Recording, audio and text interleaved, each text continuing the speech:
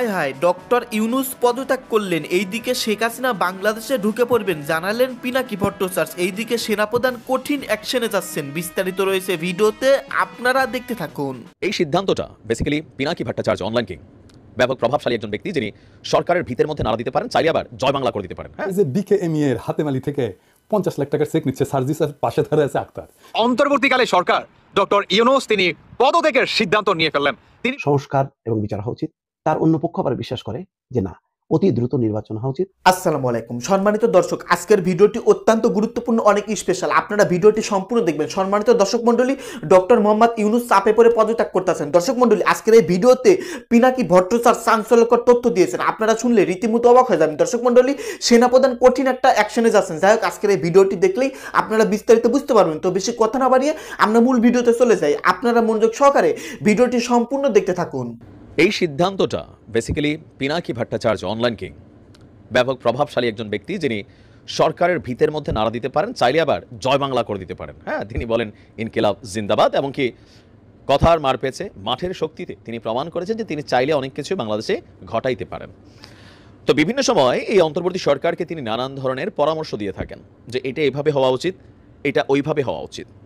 Positive পরামর্শ দিয়ে থাকেন যে এই সরকার কিভাবে চললে মানুষের কাছে পৌঁছাতে পারবে, বা এই যে জুলাই বিপ্লব যেটা ছিল, আগস্ট বিপ্লব, সেই বিপ্লবে যারা অংশগ্রহণ করেছে তাদেরকে নিয়ে কি করা উচিত, এরকম নানান বক্তব্য দিয়ে থাকেন। তবে অবশেষে তিনার একটা সাজেশন সরকার নিয়েছে 100%। পিনাকি দাদার একটা ভিডিও আছে এরকম, যে যারা আহত ছাত্ররা আছে তাদেরকে কিভাবে পুনর্বাসন করা যায়। তিনি বলছিলেন যে পুলিশের মধ্যে এই আহত ছাত্রদেরকে ইনক্লুড করার জন্য, এটাতে সৌন্দর্য আসবে, পুলিশ মানসিক শক্তি ফিরে পাবে। কিন্তু আমার কাছে প্র্যাকটিক্যাল মনে হয় শক্তি ফিরে পাওয়ার বদলে পুলিশের ভিতরে একটা গোসা আসবে। কেন? কারণ হচ্ছে পুলিশকে কথায় কথায় যেভাবে আওয়ামী লীগের দোসর, ছাত্রলীগের ট্যাগ দেওয়া হয়, স্বাভাবিকভাবে এই যে আহত ছেলেগুলোরা দেখলে পুলিশের পোশাক পরে তাদের ভিতরে গোসা আসতেও পারে। তবে পুলিশ বদলে যাচ্ছে। যাই হোক, পিনাকি দাদার সেই পরামর্শ নেওয়ার পরে আমার কাছে মনে হচ্ছে ওনার পরামর্শই এখানে কানেক্ট করা হয়েছে।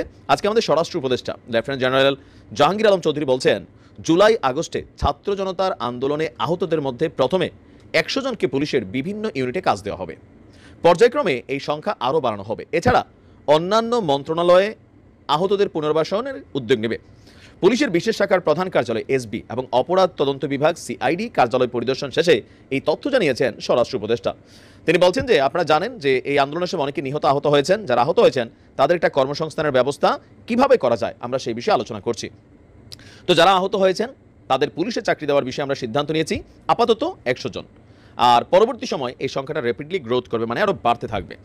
এর আগে 1000 শিক্ষার্থীকে ট্রাফিক ডিউটিতে নেওয়ার জন্য প্রপোজাল লেটার দেওয়া হয়েছে, যারা 3 ঘন্টা থেকে 4 ঘন্টা ডিউটি করবেন। এখন পর্যন্ত সেখানে 400 জনকে অন্তর্ভুক্ত করা হয়েছে।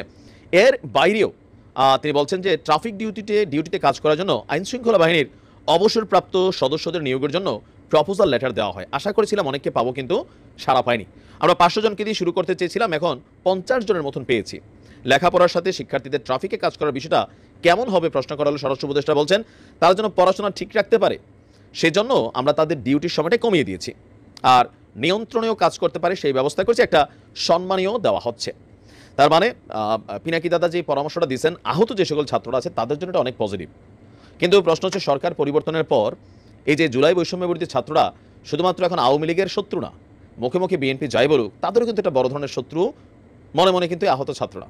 বিশেষ করে নির্বাচন এবং বিভিন্ন ইস্যুতে যেভাবে বাকবিতণ্ডায় জড়াচ্ছে, তারা সবাই একটা টিম ছিল ক্ষমতাকে কেন্দ্র করে। এখন ধরেন কথার কথা বিএনপি যদি ক্ষমতায় চলে যায়, তাহলে তারা কি সেখানে যাওয়ার পর এই সিস্টেমটাকে রাখবে কিনা? এখন যদি সরকারি প্রজ্ঞাপন হয়ে যায়, রাখতে হবে।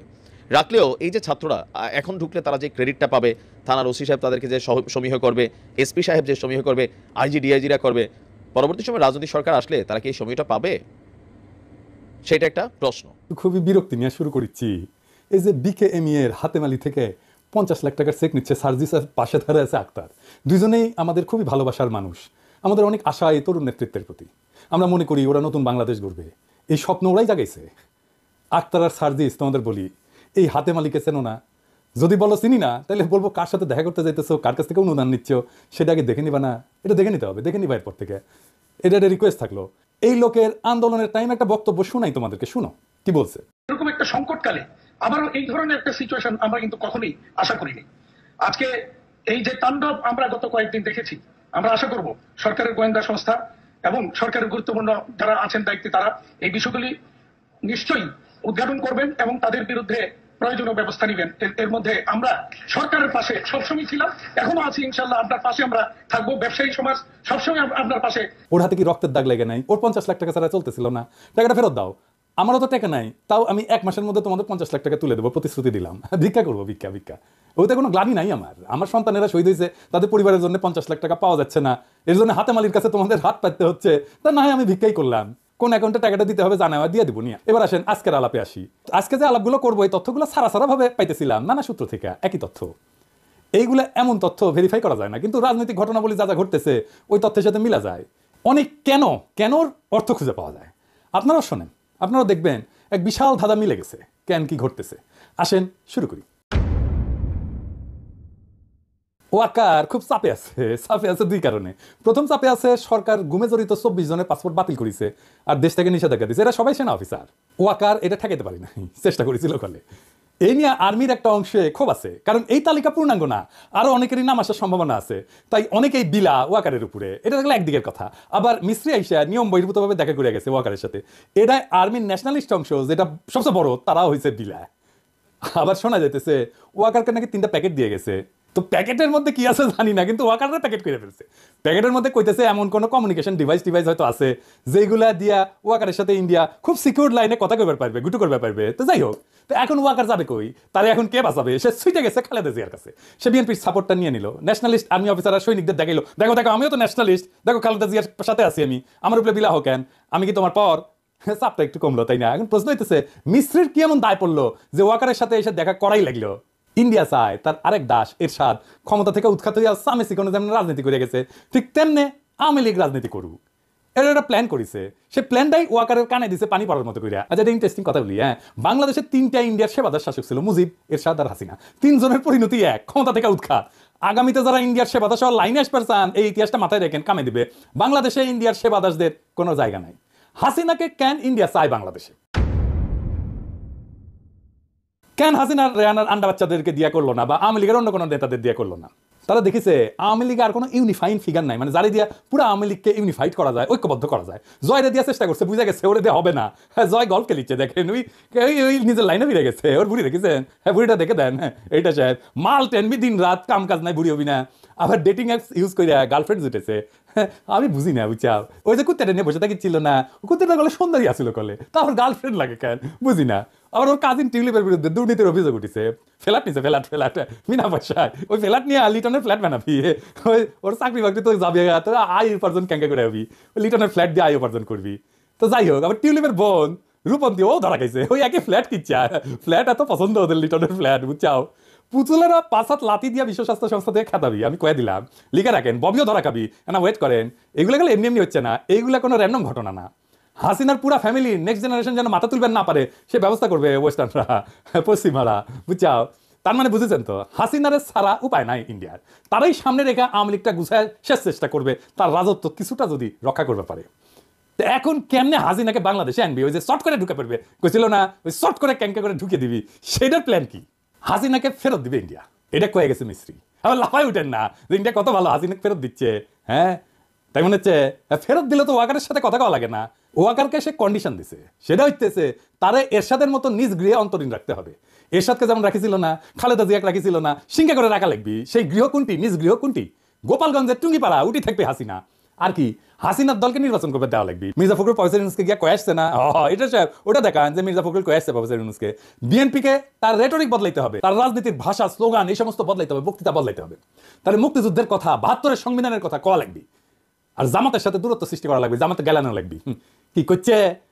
72-এর সংবিধানের কথা কইছে, মুক্তিযুদ্ধের কথা কইছে, লাগিছে, এবার মিলিচ্ছে। তার মানে ইন্ডিয়া চাইতেছে আওয়ামী লীগের শূন্য স্থান এটা আওয়ামীকৃত বিএনপিকে দিয়া পূরণ করবি। ইন্ডিয়া জানে বিএনপি জিতবি ইলেকশনে, এটা শুনে বিএনপির লোকেরা খুশি হয়ে গেছে যে দাদা কইছে যে জিতবি, যে তার চান্স আছে, এটা ঠিক। যাই হোক, আই আলাপে পরে এসেছি, এই কারণে বিএনপির উপরে ধরেছে বাজি। ইন্ডিয়া বিএনপিটা ডিস্টার্ব দিবি না ইন্ডিয়া এই 5 বছর, এটা কইছে। এটা হইতেছে আন্ডারস্ট্যান্ডিং। এইবার আপনারা আশেপাশে যা ঘটতেছে তা মিলে যেতেছে, তাই না? কেন কোনটা ঘটতেছে? ওয়াকার আইসা খালেদা জিয়ার কাছে আত্মসমর্পণ করছে, আশ্রয় চাইছে, ইন্ডিয়ার সাথে আন্ডারস্ট্যান্ডিং হয়ে গেছে, তাই বিএনপি আকাশে উঠতেছে, ক্ষমতার তো চলে আসছে। খারান একটু খারান, এত তাড়াতাড়ি উল্লাস করেন না। হ্যাঁ, বিএনপিরা ইন্ডিয়া যে ডিস্টার্ব দেবেন না দেশের মানুষকে ধঞ্জা, তারা ঠাসি খেয়ে বসে থাকবে, ভোটের হিসাব জানি না, বলা মুশকিল। কিন্তু একটা কথা বিএনপি কই, আপনাদের যত প্রস্তুতি থাকুক, আপনাদের ভোটে হারায় দেওয়া কোনো ব্যাপার না।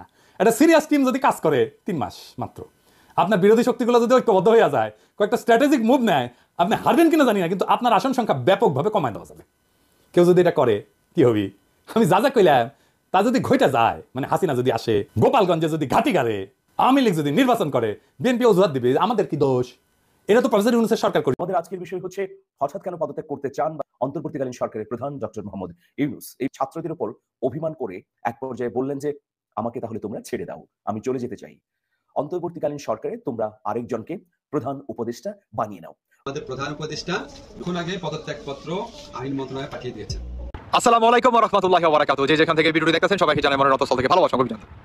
Breaking news, breaking news, breaking news. দর্শক বন্ধুরা, অন্তর্বর্তীকালে সরকার ডক্টর ইউনূস তিনি পদত্যাগের সিদ্ধান্ত নিয়ে ফেললেন। তিনি বললেন যে এই বৈষম্য বিরোধী ছাত্র আন্দোলনকারীরা কিংবা সমন্বয়ক বা সাধারণ শিক্ষার্থীরা যে বা যারা আছে, এদের ভিতরে ভাই ক্ষমতার লোভ ঢুকে গেছে, কিংবা এরা বর্তমান সাধারণ শিক্ষার্থী নয় এবং প্রতিটি প্রতিষ্ঠানে কিংবা প্রতিটি পদক্ষেপে এদের আবির্ভাব আছে, কিংবা এদের জিজ্ঞাসা না করে অন্তর্বর্তীকালে সরকার যে বা যারা আছে তারা যদি কোনো সিদ্ধান্ত নেয় রাষ্ট্রের ক্ষেত্রে কিংবা দেশের ক্ষেত্রে, তাহলে এটা তারা মানতে নারাজ। মানে তারা চায় প্রতিটি সিদ্ধান্তের ভিতরে সমন্বয় কিংবা এই আপনার সাধারণ শিক্ষার্থীদের অনুমতি নিয়ে প্রতিটি পদক্ষেপ নেওয়ার জন্য। এটার জন্যই অন্তর্বর্তীকালে সরকার মানে প্রধান ডক্টর ইউনূস তিনি বলেন যে আমি আর থাকতে চাই না, আমাকে তোমরা রেহাই দাও, আমি আমার নিজ ব্যবসা প্রতিষ্ঠানে ফিরে যেতে চাই এবং তোমরা নতুন কাউকে অন্তর্বর্তীকালে সরকার কিংবা আপনার উপদেষ্টা হিসাবে তোমরা খুঁজে নাও। তো ডক্টর ইউনূস আসলে হঠাৎ করে কেন আজকে এই ধরনের ঘোষণা দেন? দর্শক বন্ধুরা, অনেকেই আপনারা জানেন গতকালকে সমন্বয়কারীরা কিন্তু ডক্টর ইউনূসের বাসভবন ঘেরাও করার জন্য কি একটা পদক্ষেপ নিয়েছিল। সেখানে পুলিশ প্রশাসন তাদেরকে ভালোভাবে ট্যাগেল দেয় এবং আটকে রাখতে সফল হয়। সেখানে আপনার অনেক সাধারণ শিক্ষার্থীরা আপনার গুরুতরভাবে আহত হয়। আপনার মানে পুলিশের আপনার ভোটের লাঠি, তারপর হচ্ছে বন্দুকের বাড়ি বা লাঠির বাড়ি, হ্যাঁ মানে যেভাবে হোক না কেন তাদেরকে কি ট্যাগেল দেয় বা আটকাতে হয়, সফল হয়। এখন সেখানে কিংবা সেটাকে ঘিরে আজকে আপনার অন্তর্বর্তীকালের সরকারের বাসভবন ঘেরাও করার জন্য তারা শহীদ মিনারে একটা সমাবেশের আয়োজন করে এবং সেখানে তারা মানে প্রচুর পরিমাণের সাধারণ শিক্ষার্থীরা কি একত্র হয় এবং ঠিক আপনার মানে বাংলাদেশের বিকেল 5টা কিংবা 5:30টার দিকে সবাই মিলে আপনার যমুনা ভবন ঘেরাও করার জন্য রওনা করে দেন এবং একটা পর্যায়ে অনেক জায়গা থেকে ঘেরাও করে ফেলে। কেন ঘেরাও করে ফেলে? যে পুলিশ প্রশাসন এটা করলো সেটা করলো। আপনার এর থেকেও বড় কথা হচ্ছে অন্তর্বর্তীকালের সরকার মানে ডক্টর ইউনূস তিনি কেন আপনার পদত্যাগের সিদ্ধান্ত নিলেন। তিনি বললেন যে আমরা হচ্ছে নামে মাত্র আপনার অন্তর্বর্তীকালে সরকারে আছি কিংবা উপদেষ্টা হয়েছি, কিন্তু কাজে কর্মে আমরা যদি এদের কোনো বা এদেরকে যদি জিজ্ঞাসা না করে আমরা যদি কোনো মুরব্বীরা মিলে যদি কোনো পদক্ষেপ নিতে চাই, তাহলে এরা আমাদের উপরে নারাজ হয়ে যায় কিংবা একের পর এক একটা আলটিমেটাম দেন কিংবা যমুনা ভবন ঘেরাও করে যখন খুশি তাকে একটা লিস্ট ধরিয়ে দেয় যে অমুককে পদত্যাগ করতে হবে কিংবা আপনার ভারতকে হুমকি দিয়ে দেয়। এটা করে কি হয়, মানে দেশে একটা অরাজকতার সৃষ্টি হয়। এতে করে বাংলাদেশ অন্য দেশের একটা মানে দুশ্মন হয়ে যায়। এটা কেন? এটা কেন? আমরা মুরব্বীরা আছি, আমাদেরকে সিদ্ধান্ত নিতে দাও, আমাদেরকে বুঝতে দাও না।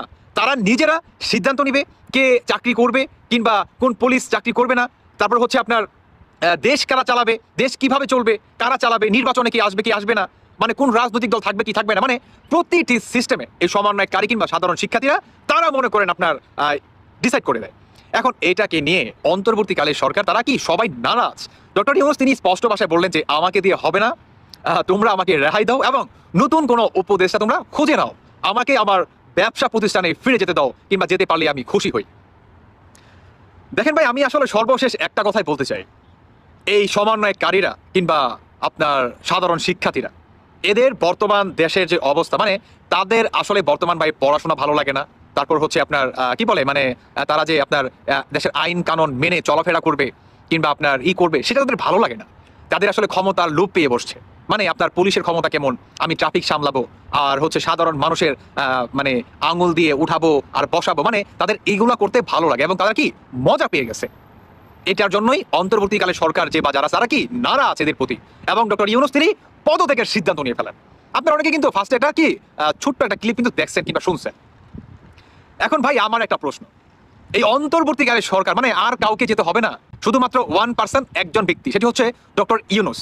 তিনি যদি ভাই পদত্যাগ করে চলে যায় কিংবা তিনি যে ডিসিশন নিছে যে আমি আর থাকতে চাই না, তোমরা নতুন কোনো উপদেষ্টাকে খুঁজে নাও, তিনি যদি চলে যায়, সম্মানিত দর্শক, আপনারা বিস্তারিত ভিডিওতে দেখতে পারলেন চাঞ্চল্যকর তথ্য। দর্শক মন্ডলী, পিনাকি ভট্টাচার্য গুরুত্বপূর্ণ ইনফরমেশন দিয়েছেন, গুরুত্বপূর্ণ চাঞ্চল্যকর তথ্য দিয়েছেন। দর্শক মন্ডলী, আপনারা ভিডিওতে দেখতে পারলেন যে শেখ হাসিনাকে ভারত বাংলাদেশে পাঠাচ্ছে। শেখ হাসিনা খুব দ্রুত বাংলাদেশ আসবেন।